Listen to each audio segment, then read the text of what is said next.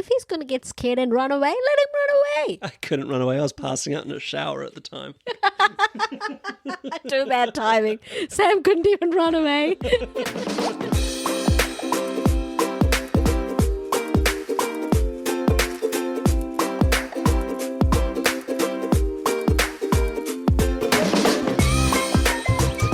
Hi everybody, welcome back to... Sorry, Amma. I Married a Kiwi. Wow. It's been a while since last time, huh? It's been a week, Sam. Just don't exaggerate. Every Tuesday at 7 a.m. Thank you for coming back, guys. If you can remember, we're currently in Sri Lanka. I mean, not technically. In the story, we are currently in Sri Lanka. I am currently in Sri Lanka. Sam had his 30 days to win over Emasha. She went to Sri Lanka. Would she ever come back? And we know we have been doing a lot of teasing about the proposal, which will be the focus of this episode. Yeah, so... The proposal. Yes, the proposal. Chuti got scared. Yes, sorry. Our cat, Chuti Persephone Cody Blood, is in my arms, and she's not decided if she wants to chew the podcast cables or my podcast notes. Now she's attacking the light. Anyhow, tell us what happened with the proposal. So last we saw you, you had gotten back home, but there was kind of tensions around that Amma knew that you had met a relatively cute suitor, if I do say so myself, and you were like, I might get into work at the Supreme Court in the meantime to get my head down. So what was the proposal and how did it happen? So I think we gave a lot of context about what proposal means and the whole concept of arranged marriages versus forced marriages and stuff. So much fun was had with reading out those newspaper articles. That's one way of finding a proposal or an arranged marriage. So we're not going to go back into that. If you haven't listened to it or if you're confused, please go back and listen to last week's episode. Last week and the week before, I think we just had a massive conversation about that. So today, we're going to go straight into it. So when I say there was a whole proposal conundrum, I think Sammy might need to attend to the Chuti before that. Yeah, she's on top of the computer. She's further than she's ever climbed before. Okay, she'll be a distraction. Okay. Well, this is your story because I wasn't there. So you start spinning it and I'll remove the cat. Okay, so while Sam is removing the cat, what happened in Sri Lanka? I've got her. Sam is just running. Okay, yeah, Chuti left the building. So what happened exactly is that when I said, I think in the very, very early episodes, I kind of mentioned the reason I kind of thought about going on a date with this random Sudha. Totally random. Could not be more random. Was that when I said that I'm going to come back to Sri Lanka for a while, my loving mother, Amma, was so excited. She's like, okay, the time is coming. I mean, I've come to the age of being married at that point, according to these cultural norms. I don't know who make these rules. Though, weren't you? Sort of, yeah. So my mum is like, she was giving me grace until then, so I have to give her that. She was never the person to be like, the minute I passed 23 or something, to be like, hey, when are you getting married? Hey, when are you getting married? Hey, when are you getting married? She was never the woman who did that, so I really, really respect her for that. But then at this point of time, when I said I'm coming back to Sri Lanka, she was very excited to be like, okay, this is amazing. I have you for a longer time in Sri Lanka now, so I can just talk about a proposal and then line up a few proposals, which means a few boys that could potentially is what I'm looking for or matches my expectations or their expectations. And I think, air quote. I think you had kind of joked to me that there'd be, I don't think you said this, but my mental image was that there'd be a line of men like lined up at the airport as you step down onto the tarmac in Sri Lanka. That's imaginative Sam brain, who lives in a fantasy world, who writes fantasy books. That's never the case, by the way. Actually, I could never have created this scenario myself. Because you even knew didn't you even know some at the law firm you were at who, like, well, I think they were Indians, they knew Asian culture, and they even said, you know, be cautious if you do go back home because there's going to be a a parade of suitors. Like there's kind of Yeah. understanding of that in the culture. There will be the pressure of like meeting somebody and then like going along with the plan, but obviously not a line of Suddhas. Oh, sorry, a line of Sri Lankans waiting in front of the airport terminal or anything like that.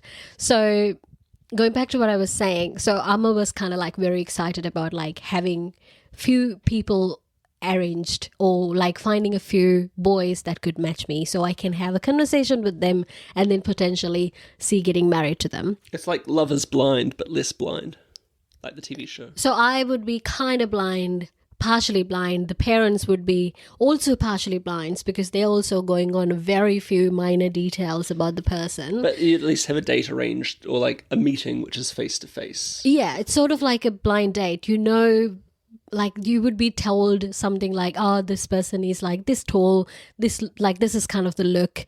And also what is their career? And this is their... Fair, pleasant, works in the airline industry. And like this is what their mother and father does, this is where like their house is located, this is what their brothers and sisters do. That's the picture. So which actually doesn't really come into the place when you actually live a life with that person, because there's so much more nuances that plays a part when you are having a relationship with somebody. But those nuances didn't really matter when it comes to proposals. So anywho says, when I was told that, I was like, oh shit, I'm gonna be... Well, I knew the pressure is gonna be there, and I was ready for marriage, like if I'm being honest. So I didn't see that as a problem, even though I had a few very, very horrible experiences in the past. When I now look back, they were bad. A few. I think I've told Sam a few. So obviously these were proposed to my parents through like somebody else would like be like, oh, we know some guy, like a good son would be a good potential match for your daughter, so let's introduce them. I'm very excited that we're getting to these stories now. So this particular person, I'll tell you what, I actually, there were two examples. I don't know if I want to go to the second one and whether it is censored enough for this podcast, but I think we have marked this podcast with an E for explicit content now, so I think any... just because I said shit.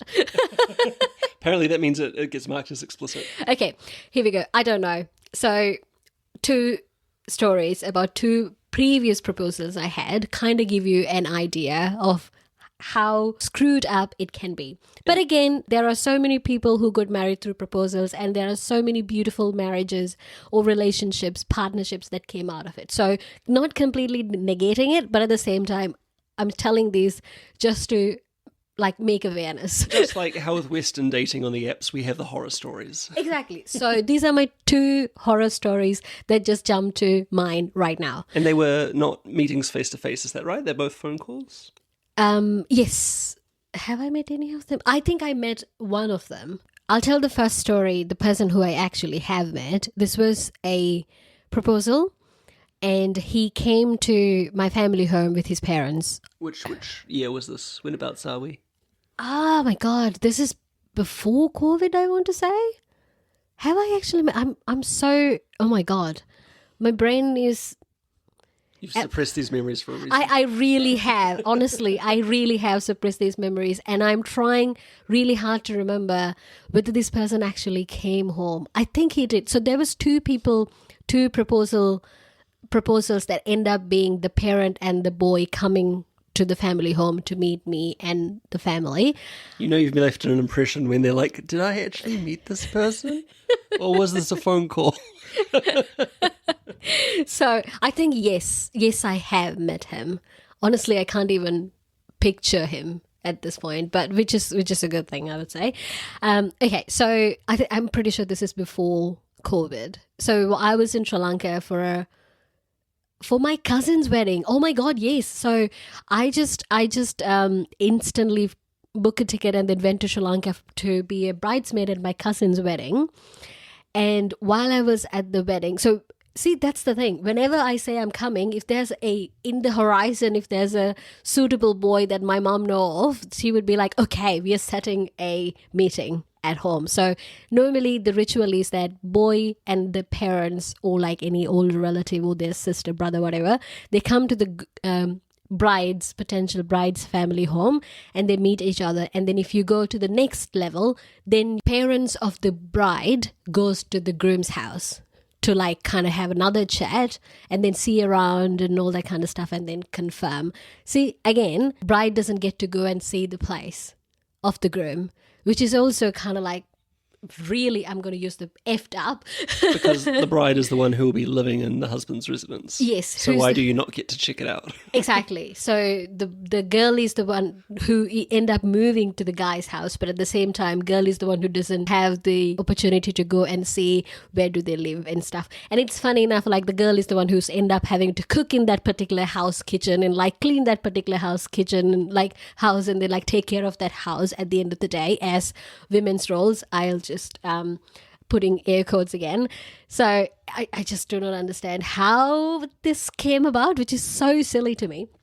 Anywho says, so this guy and the parents came. He's a very well educated guy. Just to give you the background, not to say, just to make an understanding that this is not like some random lame guy out of nowhere. So these are the things that was told to me, right? He had a first class degree in a well-renowned university, which is the same, actually, the university that I went to, the best university in Sri Lanka, in commerce or accounting or something, I want to say. He was in the faculty next to us, next to the law faculty. He was working on an international company as some sort of a manager position. He was in a very, very good position, very well. Amma does a good job, like trying to exactly, them out, right? Yeah. She always thought, like, because I have studied a lot and I have come to a certain place in my life, she always thought somebody who is going to marry me only deserve me if they have accomplished certain things and then in a certain place of their life as well, which is, from her view, which is fair enough. So he's a very educated, very well traveled and worked and all that kind of stuff. So this guy came, we had a quick chat because we were like, I think I was in Sri Lanka for a week, I would say. Within that week, I landed, from my memory, I landed around like 12 o'clock in Sri Lanka. And then before I went home, I went to my cousin's beautician's house like at 2 o'clock in the morning on the way from the airport to Martha home, because otherwise I don't have time to come back and forth, so she can get the measurements of me to make the bridesmaid's outfit. So had very limited time. We were just running around everywhere in Sri Lanka just to get the fitting, and then helping out with the house and all that kind of stuff for my cousin's wedding. So during this time, somehow this was planned as well. They came, we had a good chat. That mom and dad was nice, and I don't really have a memory of this guy apart from the next story that I'm going to tell you guys. So, but he never called me or wanted to meet me before I left the country. So that kind of was a red flag for me. I was like, if you're really taken by me, like, you would want to see me because you don't know when I would be coming back. Mm-hmm. Because I haven't planned like, oh, next month I'm coming back to see you again or anything like that. So we had a good conversation, and so we exchanged phone numbers. I was like very adamant about it. I was like, okay, I'm open to proposal marriages, mom. That's okay, but at least I want to have a conversation with them, and then I want to make it sure for myself, and I'm the one who's making the decision whether I like this person or not. It's very good putting your foot down, but also it's like, of course I want to have a conversation with this person before I marry them. Yeah, like... but that's the fact that is like me setting my foot down. I know, that's if you're bold. That is when I'm bold to say, it's like, nope, unless I get a chance to talk to this guy, I ain't marrying this guy. I am a modern woman. I'm going to have one conversation before I marry you. Oh dear. So anyways, so after that, we had probably 1 or 2 phone conversations after I came back to New Zealand. So at one of the conversations, he said something like, do you know how to cook? Like, we were just joking and all that, and fun. And also, he was only speaking to me in English for some reason. And I'm like, well, maybe he's trying to show that he can speak in English, which I respect. Like, I struggled and I worked really hard to being able to speak English to the level I am doing right now. Like, in the beginning, it was so bad. So now you do a whole podcast in English. So I was like, okay, I'll give you that. But at the same time, I'm like, well, are we going to be speaking in English for the, like, if we get married, like for the rest of our lives? Like, okay. But at some point so he was joking. We were just like, it's very jokey kind of conversations. I don't think there was much depth to it, but he said something like, can you cook? And I said jokingly, I can't. Can I cook, Sam? She can definitely cook. Is the guy listening to this? I don't know. If you're listening, I'm sorry. So I can cook. Even at that point, I could cook. But I said to him, it's like, no, sorry, I can't. And knowing, like, wanting to know what his reaction be. So he was like, oh, he kind of like brushed away. And we just like had a different conversation. So the next day when we were chatting, he asked me again, jokingly, no, I just like, honestly, like yesterday when I asked you whether you can cook, it was not for a joke. I was like genuinely asking you. He's actually following back. He segued back to the last yesterday or day before, whatever the conversation. And I said, well, can you cook? I asked him. And then he said, well, I mean, I can make an omelette or a roti or something. That's what he said. Roti in the sense like take a roti, a frozen roti, and then put it in the pan, you know, and then just like flip it 2 sides. Not all heroes wear capes. He was very capable, guys. So he said that, and I was like, okay. So yeah, but I mean, why are you asking me that? And then he said to me, so no, you know what? Like, I'm just not going to be one of those guys who tell you like, don't go to work or like stop working after you got married, or like to be like when you have work friends outside, like I wouldn't want to be like, oh, no, he's a man. Just don't have a work friend who's a male. Oh, my hero. So like, I wouldn't do any such thing. But at the same time, like there are 2 things like I would be expecting from the woman that I'm marrying: cooking and cleaning. Didn't know who he was saying it to. And I was like, I mean, I know that this is sad, but the reality is, I would say most men with misogynistic ideas, I'm not going to even classify this or like just wrap this only around Asian men anymore, because sadly it's universal. It is very universal. And like, I probably there are a lot of men who underneath expects that to be the case when they're getting married, but like the audacity to tell that to a woman who has done so much to get to the place where she is, and then she's working in like overseas and all that kind of stuff. Not that if somebody's unemployed at that point to be expecting that even, but still, who's a career woman who's doing so much to herself to like outright say that. That attitude that, of course, they're going to be sacrificing their careers for it. Yeah. And I was like, what?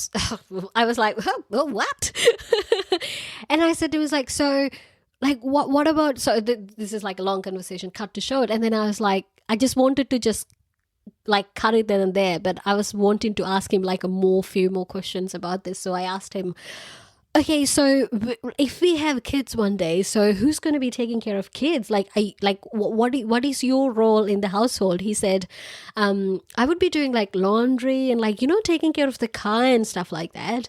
But like cooking and cleaning, like I don't think that should be my responsibility. And I'm like, this is probably like the 3rd or 4th ever conversation we had.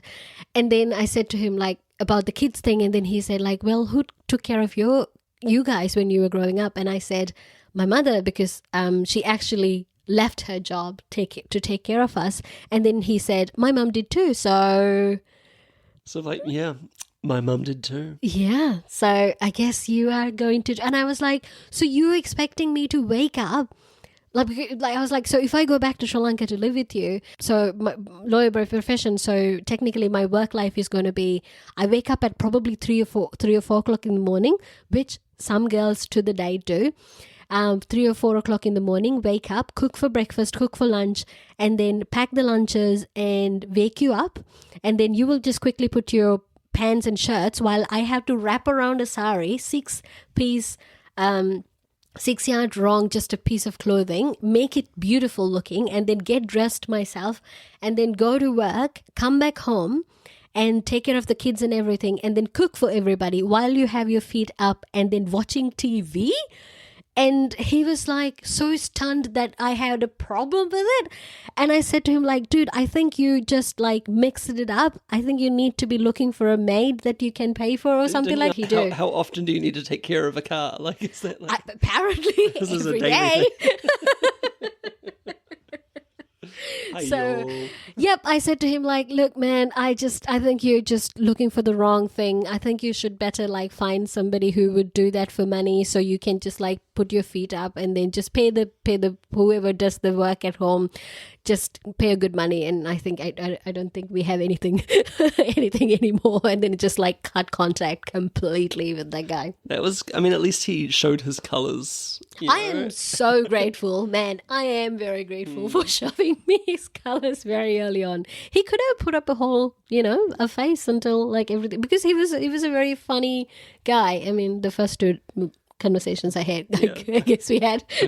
Because that was a fear for you, right? I know it was a fear for like a lot of people, was that even if you did find someone who was very open-minded or progressive, that there might still be a compromise with you being so forward-thinking and someone who lived and worked independently overseas, that you'd be making a compromise and that you would have to do like more domestic, duties for like family than you would ideally do.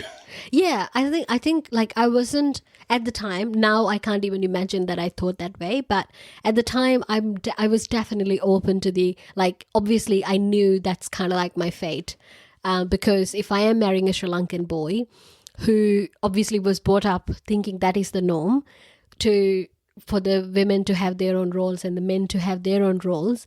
So technically what has happened now is that one salary is not enough to sustain a family. So women has to have two jobs, an earning job and then taking care of family job. So they just do one job 8 to 5 or whatever, come back home and do another job technically, because you're feeding the family, you're cooking for the family, you're cleaning and all that with no help. And hearing some of those stories to the date about like girls who go through that by themselves, it's just really sad. And especially I know we know a case of someone who runs their own business as well as caring for the child, and that's seen as like a very big thing that they're allowed to balance those two duties. But I'm like, how much sleep do you get in a single night? Because I don't know how I would sustain myself. I know, like I'm not going to mention who this is referring to. It's so one of the couples that I know very closely, they're both amazing people. She's very accomplished, so does he. So she wakes up in the morning, cooks and do everything, and then like pack the lunches and all that, go to work, come back, like in the bus. It's hard going to work in a Sri Lankan bus, guys. It just sucks the life out of you. Packs like sardines. Packs like sardine, just dripping in sweat and just squashed in here and there. Just like by the time you come home, you have had your workout. But then when she comes home and then she does like an afternoon, her own thing as well. So she just goes to that place and then help with those people and work on those places, work on that as well. I can't give more information because then it becomes very obvious. So, and then she goes home and then cooks for dinner and then like takes care of the boy's mother and father as well. So all that. So one day there was a comment I heard from an older woman who was saying, it's like, oh, that boy is such a sweet boy. This is talking about the husband. Such a sweet boy. He takes care of the girl the minute he comes home, he will be taking care and then spending the time with the baby girl. So they have one kid, baby girl, until the wife comes home after her after work thing that she does, as if that's a big deal that he's taking care of his own child until the wife comes home. Mm.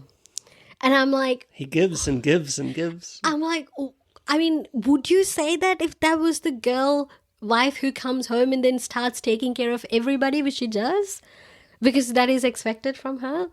I mean, you see that like versions of that in New Zealand, for example, when like if a guy, if a dad is out in the park with his kid or something, it's like, oh, look at him. Whereas No, 0 brownie points if you're a woman doing that. Yeah, because you're obviously expected to do that. But that's a more extreme situation when it's just a little bit of time with your own kid and it's like, oh my gosh.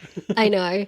It is a bit of a bizarre point that to the date, we are still talking about those kind of things. But it is what it is. And so that's one of my proposal stories. And the other one related to Sam. So we are in the present moment. After I met Sam, I went to Sri Lanka.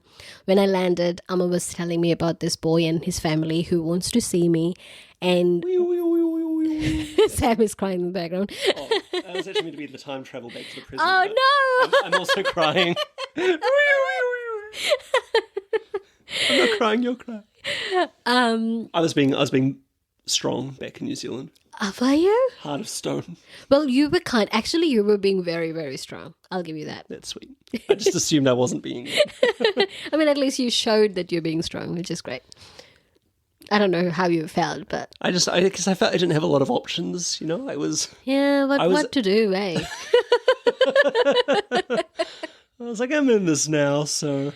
I guess I'll wait and see. Okay.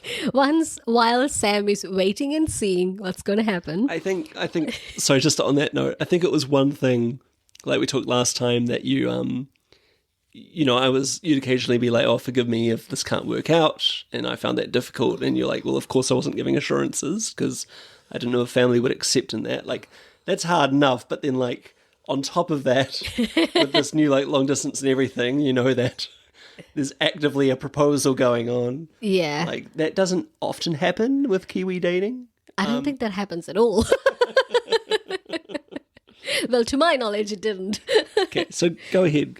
So when I landed, Amma said, okay, there's this people that I want to introduce to you. And I got really mad about it because I was like, I told you, I don't want to meet anybody. At this point, I didn't have the high ground to say that I'm going to marry this guy I just met technically a month ago and only have been seeing for 2 weeks. So I wasn't there. And I think I was like, okay, what's my strategy here? So I told her, and she's pretending that she didn't hear that I told her about it. So maybe, I don't know whether she was like, okay, it was just like just a one off track. She just went off the track and came back and we're all good. So it's never going to come up. Or whether she was like, okay, I'm not going to acknowledge it. If I don't acknowledge it, it will go away. So I don't know what her idea there, but we know from my experience, most of the Asian parents don't really talk about things as much. At least my mom did, so that's why I was really disappointed. Until that point, we really had good conversations. But when it comes to this particular event, she completely ignored the existence of Sam or anything at all related to that. You always described Amma as a very like futuristic or like progressive woman. She is like, that was the part that was hardest for me because like until then she was my best friend. We talked about everything and all of a sudden she just like, okay, I'm not going to talk about it. I think that was also difficult for me too because obviously, I hear you talk so much about your parents and I grow so much love for these people that I don't know, and especially Amma, the way you talk about her, she's so incredibly intelligent, perceptive, like emotionally perceptive too, because I know people would come to her for advice. Definitely, yeah. On general life things. So, I knew she was incredible and that I would love her and that would really get along. So I feel like that was an added, difficult dimension to it. Yeah. So when she mentioned that, I got really pissed off, to be honest. And then I said like, okay, I'm going to go to my friend's place, which is like probably like a 2-3 hour away because I'm supposed to start working with the courts. So I was like, I have to go. Sorry, can't talk about this. I'm busy. So I left. I started working, and then I can't remember whether the first weekend ever in there after I started working or like the second weekend, whatever. So Sammy, my younger brother, came to pick me up from Colombo to go back home to the weekend. So he came back. We were just driving back home, and like I hear some conversations, like he was on the phone and stuff, but like I didn't really suspect anything or I really didn't think much of it. And we get home and I see like my sister-in-law is running around making like foods and like sweets and things like that. And mom is cleaning the house and like I was like, what's happening? Like is do we have like a party or something the next day, or like somebody coming, like a relative is visiting? Because I noticed something unusual. And then only, so this is like the next day is something is happening, but I just came home on a Friday evening with my brother, who I held a massive grudge with him that he did not mention this to me. And when I asked what is going on, and she probably mum, Amma, and she said to me, the family, the boy and the family that I told you about, they're coming tomorrow morning. And I'm like, what did you say? You weren't laughing. I don't think I was laughing at the time. Now I can look back and laugh. And I was like, what on earth are you thinking? Because like I felt there's so many emotions there, because like one, I'm like, I told you specifically I don't want to meet anybody. And two, like this is just like inviting them over to my house without my consent is just, I felt outrageous about it, and I think that's rightful, because like that felt really wrong. I'm not going to explain how I felt and why I felt, and I'm not going to justify. If you unless you have misogynistic values yourself, please go check it out. Check. Please go check. I don't know. You should really get that checked out. You should really get that checked out. Unless you don't, you would wonder, like, if you wonder, like, oh my God, that's why are you upset about it? Like, then there's a problem with you. So I'm not going to explain why, but I was like, no, that's not okay that you go ahead and did that. But as a good daughter, I said, I'm not going to make you uncomfortable in front of these strangers. So I will meet them, but just trust me. I will talk to them. I'll just act normal in front of them.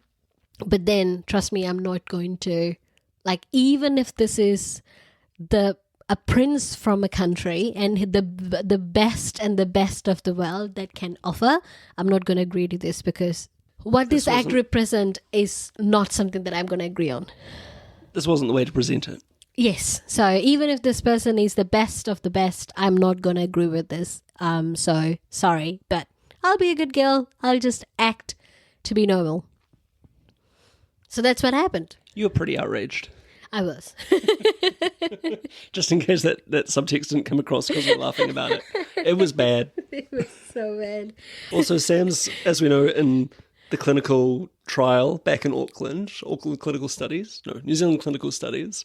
And I'm like, I have COVID. I'm on experimental drugs. I'm just getting calls from Sri Lanka. So I'm getting like the snippet updates. Yeah. Kind of like a podcast of its own, really. Yeah. So, and like, I got to, I heard your emotion because, you called to vent straight after these things happened. I got to see how quickly these things were escalating. It really was escalating very bad. And like I was mentioning this to my like best friends, close friends in Sri Lanka. And I mean, I was told not to tell you. And I was like, well, yeah, as I said the other day, if he's gonna get scared and run away, let him run away. I couldn't run away. I was passing out in a shower at the time. Too bad timing. Sam couldn't even run away. My legs were too wobbly. Also, like, medically, I was meant to be contained to the unit, so. Well, yeah, Sam had his own problems going on. So, okay, I think we're going to stop there. I'll tell the rest of the story. Ooh. Yes. So this boy and his parents came to visit my family home the next day. The Proposal Part 2 continues next week on... Sorry, Amma, I married a Kiwi. Tuesday at 7 a.m. See you guys. Bye. Bye-bye.